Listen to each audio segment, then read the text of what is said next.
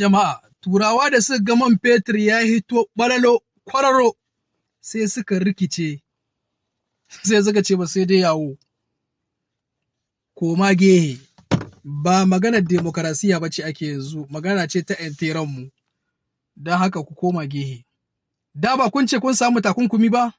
To me yasa shi man fetur ɗin kuka ƙi ku sa mai takunkumi? Sai kuka ce man fetur wato ya wuce. Yanzu kun ƙara nuna ma duniya cewa ku maƙaryata ne ku, sannan kuma ku macuta ne kun maha'inta.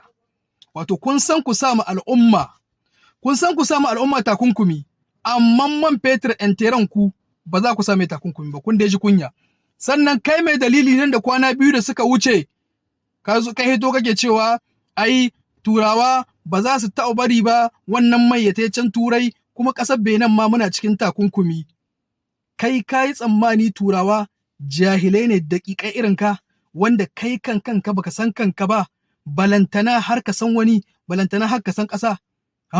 Kai ka yi tsammanin turawa jahilai ne irin ka. To yanzu ya ake ciki, ya aka yi su turawan suka ce man fetur ya wuce. Shi yasa turawan nan ko? Wallahi ni shi yasa ma suke birge ta wani ɓangare. Saboda kadiba ga yanda al'ummar suke son su. Saboda al'ummar su ba, kaji ho turawan da ba su da man fetur, ba su da ƙarhe, ba su da zinariya, ba su da iccen nan na katako na koba, ba su da kaza, ba su da kaza. Amma sai kaji an ce wai an ga turawan, wai duk wata sai kaji an ce al'ummar su wai ana ba su albashi.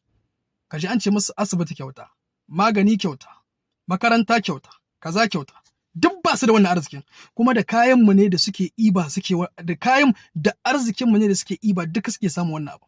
Amma mu kasashen mu da muke da duk wannan arzikin ba abin da muke cikin shi illa bai cin wahala. Wannan magana ce da muke faɗi, wasu jahilai daga cikin mu ba su mana faɗi.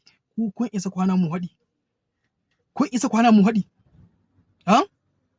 Kashi nan ƙasar Morocco fa ba su da mai ko tarhe, ba su da kwalta ko tarhe. Amma idan ka je ƙasar gabaki ɗaya hatta cikin unguwanni ko ina an zuba kwalta. Amma mu aka yi magana a ce wai a jira wai Allah lokaci yana zuwa. Mala'iku kuke son su sabko su tono muku man fetur, ko mala'iku kuke son su sabko su muku aiki. Duk wannan dalilan da Allah ya baku so kuke yi mala'iku zo su muku aiki. Wani irin mutane ne ku? Dole ku za ku yi makanku. Allah ya ce inni haramtu zulma ala nafsi wa ja'altuhu bainakum muharraman ay fala tuzallimu ko fala tuzlimu. Ni Allah da na halice ku na haramta zalunci akan kaina, na saka shi a tsakaninku abin haramtawa. Allah yana da ikon shi da ya halice mu, ko mun yi daidai ko ba mu yi daidai ba, yana da ikon ya halaka mu. Kamar yanda ya ce wala ya kafa uqubaha. Ai ni Allah idan na halaka al'umma ba na jin tsoron abin da zai biyo baya. Amma ya ce ya haramta ma kanshi zalunci, sannan ku zo kuna zaluntar mutane ku ci za gama lahiya. Matakar ba zalunci, matakar ba adalci aka tsaida ba, ba za a taɓa gama lahiya ba. Allah ya ce ma al'ummarsa, duk al'umma ko kahira ce idan ta tsayar da adalci, Allah ya ce ko da kahira ce ni na yi alƙawarin zan taimake ta. Shi yasa kuke ganin an ga turawa a cikin jin daɗi, mu kuma muna cikin wahala. Saboda abin daga gare mu ne.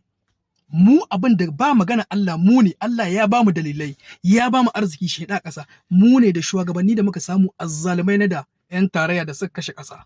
To wannan abin ya zo ƙarshe da ikon Allah.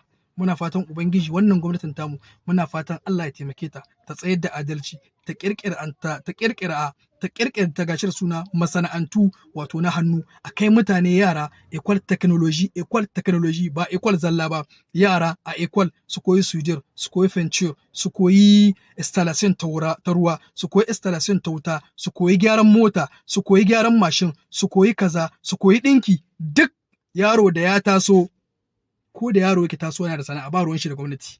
Amma an zo an ɗura mutane boko zalla, kowane yaro in ya taso shi dai karatun shi da sai aikin gwamnati.